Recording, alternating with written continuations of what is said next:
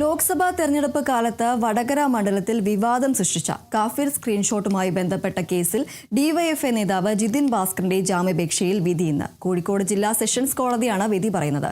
കേസിൽ നേരത്തെ SIT ചോദ്യം ചെയ്ത് വിട്ടയച്ച ഡിവൈഎഫ്ഐ കോഴിക്കോട് ജില്ലാ കമ്മിറ്റി അംഗം റിബേഷ് രാമകൃഷ്ണന്റെ മുൻകൂർ ജാമ്യാപേക്ഷയും കോടതി ഇന്ന് പരിഗണിക്കും.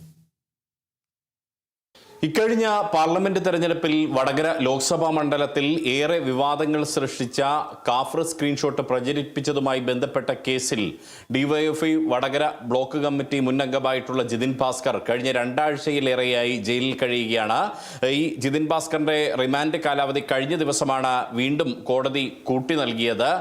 അതിന് കൂടാതെയാണ് ഇപ്പോൾ ഈ ജിതിൻ ഭാസ്കറിന്റെ ജാമ്യാപേക്ഷയുമായി ബന്ധപ്പെട്ട വിധി പ്രസ്താവിക്കാൻ പോകുന്നത്. ഇന്ന് രാവിലെ 11 മണിയോടുകൂടി തന്നെ അക്കാര്യത്തിൽ ഒരു വിധി പ്രസ്താവം ഉണ്ടാകുമെന്നുള്ളതാണ് പ്രതീക്ഷിക്കപ്പെടുന്നത്. കോഴിക്കോട് ജില്ലാ സെഷൻസ് കോടതിയാണ് ഇത് സംബന്ധിച്ച വിധി പ്രസ്താവം നടത്തുന്നത്.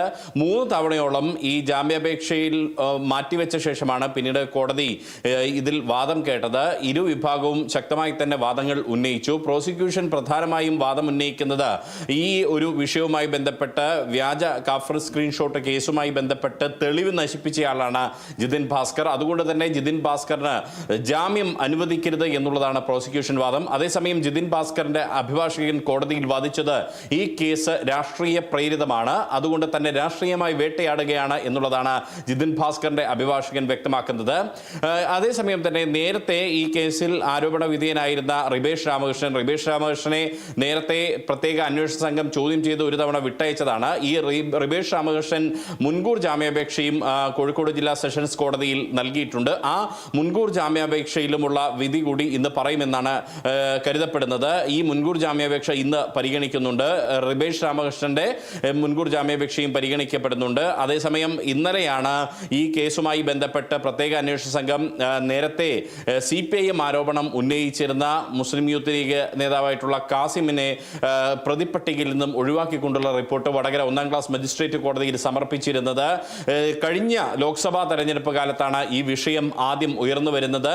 അന്ന് ഈ LDF സ്ഥാനാർത്ഥിയായിരുന്ന വടകര ലോക്സഭാ മണ്ഡലത്തിൽ LDF സ്ഥാനാർത്ഥിയായിരുന്ന KK ശൈലജ ടീച്ചർക്കെതിരെ കാഫിർ എന്ന ആരോപണം ഉന്നയിച്ചു എന്ന് ചൂണ്ടിക്കാണിച്ച് CPIM നേതാവായിരുന്ന C ഭാസ്കരനാണ് മുസ്ലിം യൂത്ത് ലീഗ് പ്രവർത്തകനായിട്ടുള്ള PK കാസിമിനെതിരെ വടകര പോലീസിൽ പരാതി നൽകുന്നത്. അന്ന് ഇതോടൊപ്പം തന്നെ ഒരു വ്യാജ കാഫർ സ്ക്രീൻഷോട്ടും ഇതിന്റെ തെളിവായി നൽകിയിരുന്നു.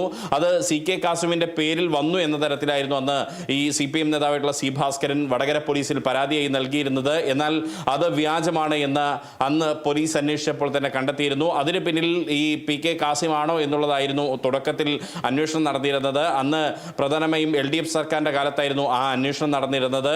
അന്ന് കാസിമിനെ പ്രതി ചേർത്തുകൊണ്ടുള്ള ഒരു അന്വേഷണമാണ് നടന്നത്. എന്നാൽ അന്നും കാസിം 3 മൊബൈൽ ഫോണുകളും ഹാജരാക്കിയിരുന്നെങ്കിലും ഈ ഒരു കാര്യത്തിൽ തെളിവുകളൊന്നും തന്നെ കാസിമിനെതിരെ ലഭിച്ചിരുന്നില്ല. പിന്നീട് നടത്തിയ അന്വേഷണത്തിലാണ് അന്നത്തെ ഡിവൈഎഫ്ഐ വടകര ബ്ലോക്ക് പ്രസിഡന്റായിരുന്ന ഇപ്പോഴത്തെ ജില്ലാ കമ്മിറ്റി അംഗമായ റിബേഷ് രാമകൃഷ്ണനെതിരായ തെളിവ് ലഭിക്കുന്ന ഒരു സാഹചര്യം ഉണ്ടായിരുന്നത്. എന്നാൽ കാര്യമായ തെളിവുകളില്ല എന്ന് പറഞ്ഞ് പിന്നീട് ആ ഒരു അന്വേഷണം മുന്നോട്ട് പോയില്ല. പിന്നീടാണ് UDF സർക്കാർ അധികാരത്തിൽ വന്നപ്പോൾ പ്രത്യേക അന്വേഷണ സംഘത്തെ നിയോഗിക്കുകയും ആ പ്രത്യേക അന്വേഷണ സംഘം നടത്തിയ ഒരു അന്വേഷണത്തിലാണ് ജിതിൻ ഭാസ്കറാണ് ആദ്യം ഈ കാഫർ സ്ക്രീൻഷോട്ട് സോഷ്യൽ മീഡിയയിൽ പോസ്റ്റ് ചെയ്തത് എന്ന് മനസ്സിലാവുകയും ചെയ്തു. അങ്ങനെ ജിതിൻ ഭാസ്കറിനെ കസ്റ്റഡിയിലെടുക്കുകയും ചോദ്യം ചെയ്യുകയും അതിന് പിന്നാലെ അറസ്റ്റ് രേഖപ്പെടുത്തുകയുമായിരുന്നു. 2 ആഴ്ചയിലേറെയായി ഈ കേസുമായി ബന്ധപ്പെട്ട് റിമാൻഡിൽ കഴിയുകയാണ് ജിതിൻ ഭാസ്കർ. ഇന്ന് ജിതിൻ ഭാസ്കറിന്റെ ജാമ്യാപേക്ഷയിലുള്ള വിധിയാണ് കോഴിക്കോട് ജില്ലാ സെഷൻസ് കോടതി പുറപ്പെടുവിക്കാൻ പോകുന്നത്.